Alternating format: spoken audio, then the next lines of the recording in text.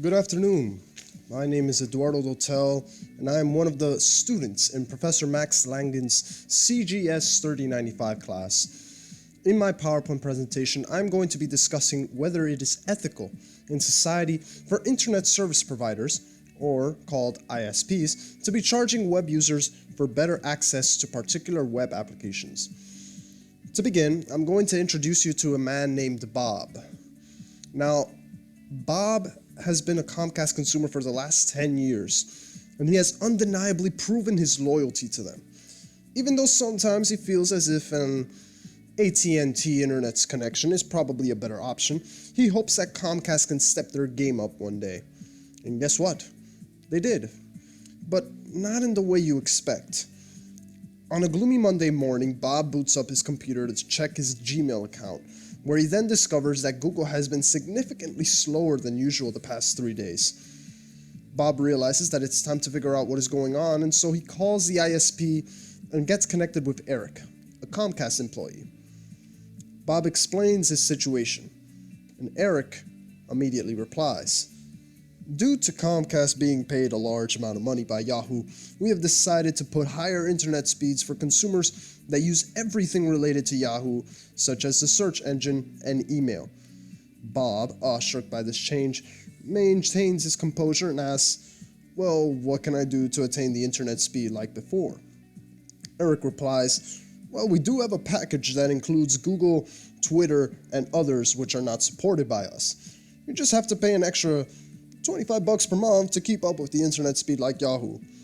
Bob hangs up, releases his anger in the living room, calls back, unsubscribes from his Comcast internet subscription in pure frustration, and moves to AT&T's internet subscription, whereas many other Comcast consumers pay for this extra expense.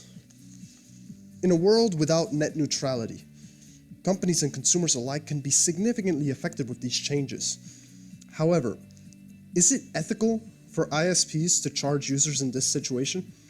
To figure that out, we must look at the ACM ethical standards to determine where this situation stands. According to Section 1.1, one should contribute to society and human well-being, where he/she acknowledges that all people are stakeholders in computing. This means that a company or a computing professional should look for ways or products that can benefit on the inherent good of society, like health, education, productivity, efficiency, etc. Or another way would be to minimize negative consequences. Another ethical standard we are looking at would be in Section 1.4, stating that one should be fair and take action not to discriminate.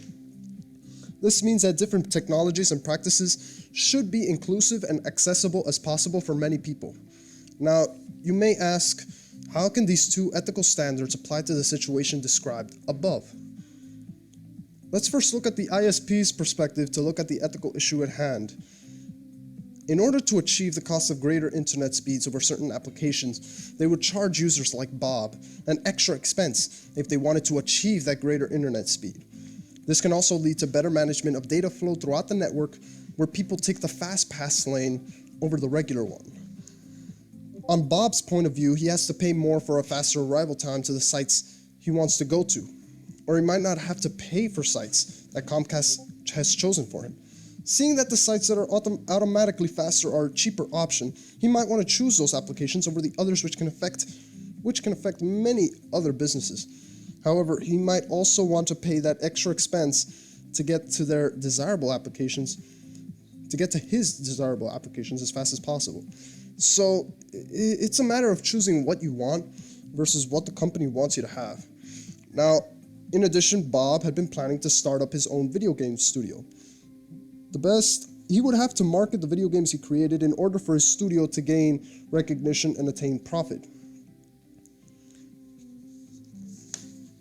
To attain the best results, Bob would have to market it on every social media platform and the video game store in which it's going to be sold, but Bob would have to pay an additional expense for Comcast to give his company site a greater internet speed, or to attain better access to as many social media platforms as possible.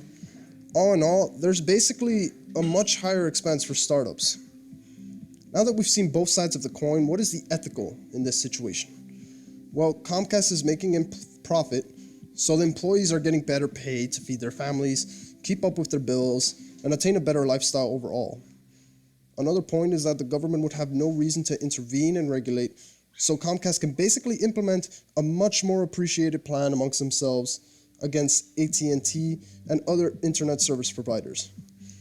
This could lead the way for higher competition, which can incentivize for much more innovation between these companies. As a result, in a certain manner of speaking, this goes in compliance with Section 1.1 of the ACM ethics, where they contribute to society by boosting competition through many different approaches. Now, what is the unethical in this situation? Well, it mostly ties into the repercussions that this could have on Bob, other consumers like him, and other companies. First and foremost, it's a violation of Section 1.4 of the ACM ethics, where Comcast is slowing down access in some sites to give better access on the ones they prefer. Rather than having equal access to the whole internet, the ISP is encouraging Bob to enjoy the sites in which companies have paid them the most to automatically have higher internet speeds.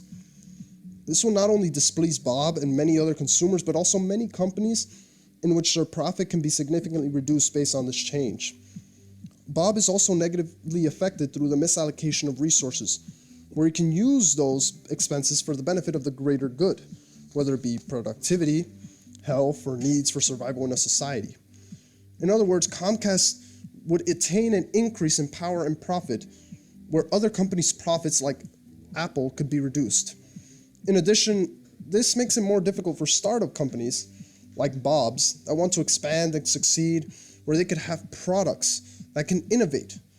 This, in a sense, can also be a violation of Section 1.1 in ACM ethics, where ISPs can hinder innovation of many companies that have the potential to boost competition in many different industries.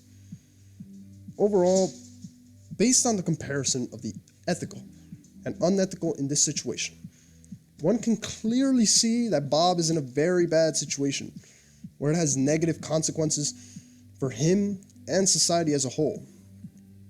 So, as Bob realizes a day later that AT&T automatically supports Bing with greater internet speeds rather than Google, one can understand that this could have negative repercussions.